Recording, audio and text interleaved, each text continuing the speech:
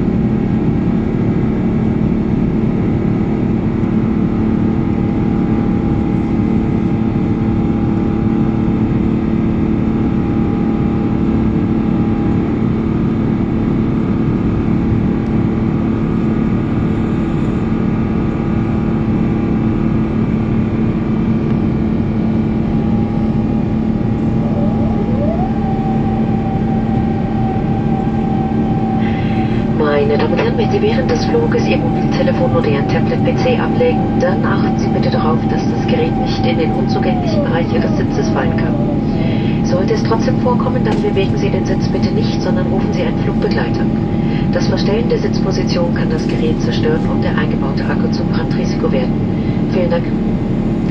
Ladies and gentlemen, if you put your mobile phone or tablet PC to the side during the flight, please make sure that it cannot fall into any part of the seat that is not accessible.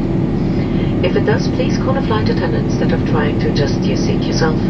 Adjusting the seat position can damage your device and the battery pack can become a fire hazard. Thank you.